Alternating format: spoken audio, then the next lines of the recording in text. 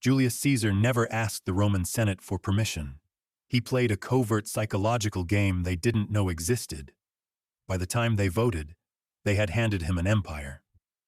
Here is the strategic framework Caesar used to break his enemies. And more importantly, here is how you can wield it yourself. Caesar didn't argue with his political enemies. He bypassed their traditional politics. He waged a silent war on their minds.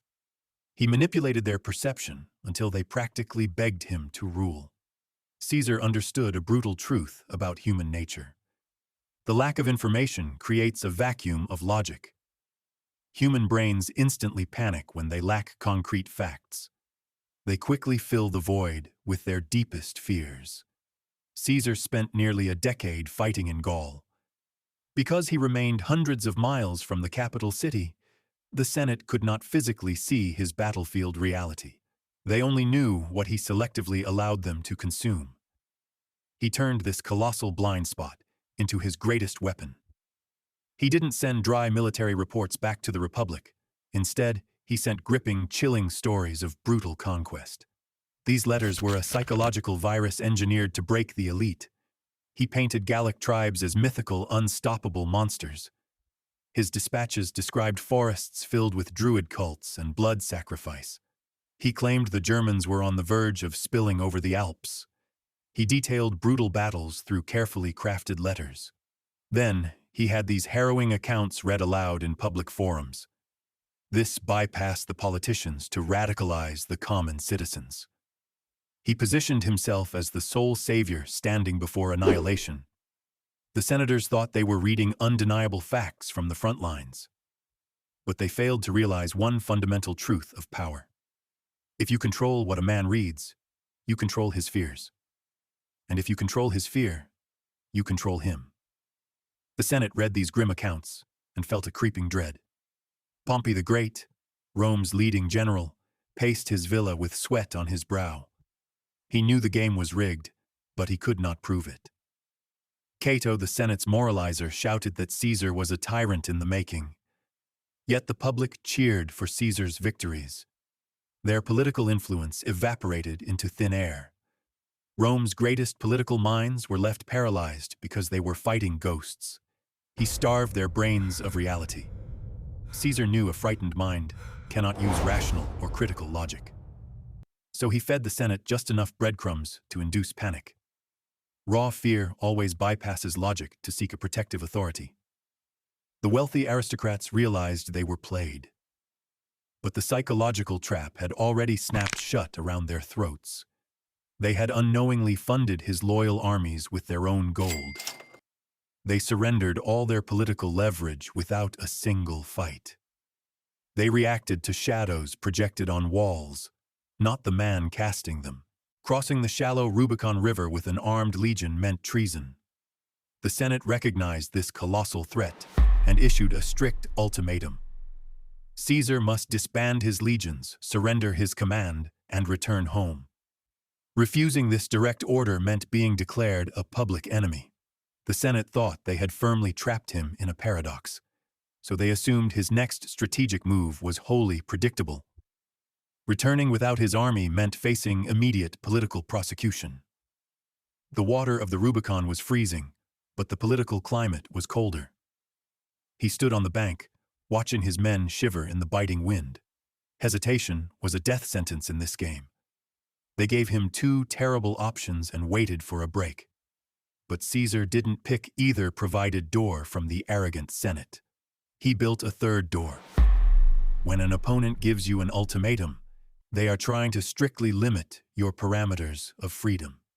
They want you reacting within their carefully engineered framework. Caesar didn't panic. Instead, he marched his veterans straight to the river's edge and let the deafening silence do the heavy lifting. He let the psychological tension build until it became unbearable. He knew his men were looking for a sign, not a lecture. His soldiers stared across the water until they begged for orders. He declared the die is cast to his silent, waiting men. This shifted the narrative from calculated choice to divine inevitability. Destiny itself was pulling them forward across the shallow water. The crushing burden of treason vanished. He was not choosing a path. He was simply fulfilling a cosmic destiny. This is exactly how you bypass deep psychological resistance. You make followers believe they are part of a cosmic current. By removing their paralyzing fear of individual responsibility and blame, you forge a weapon that cannot be easily broken.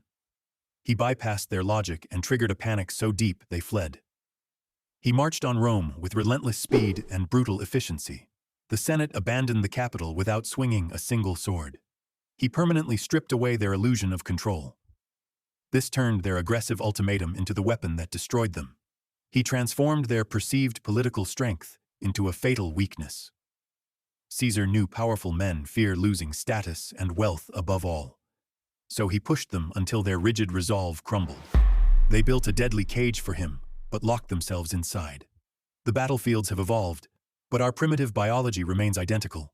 Your brain is wired for fear, authority, and narrative control. Today, these ruthless manipulation tactics are not deployed with iron swords. They are deployed through complex digital algorithms on your glowing screen. Look at modern political warfare and global media empires. These corporations study this exact historical framework to maintain unquestioned dominance. The algorithms feeding your timeline operate like Caesar's ancient dispatches. Tech platforms run millions of automated behavioral tests every single day. They search for the provocative headline that triggers your primitive amygdala. Consider a typical Wednesday morning. A notification pings. A prominent figure allegedly insulted a cultural group. The headline uses aggressive, coded language to signal an immediate threat. Your pulse quickens. You read the article. It confirms that society is collapsing under the weight of this new outrage. Media conglomerates keep you engaged by manufacturing this endless struggle. They do not inform you with facts. They distort reality.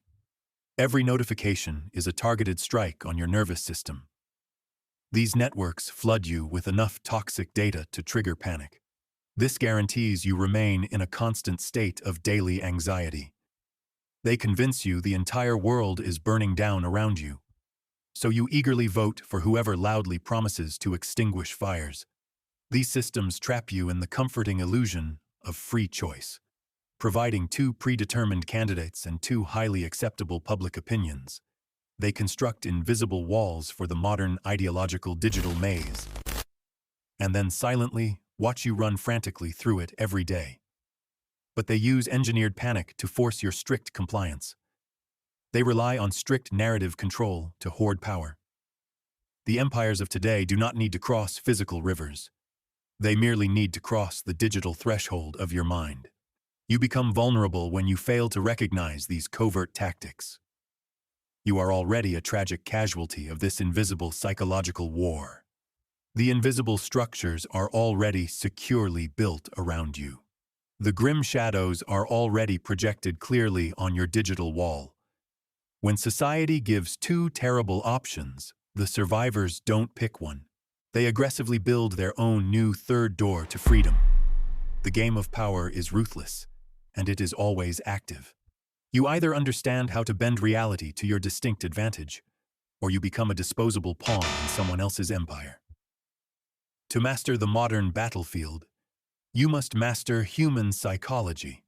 This is exactly why, in 49 BC, Julius Caesar never asked the Roman Senate for permission.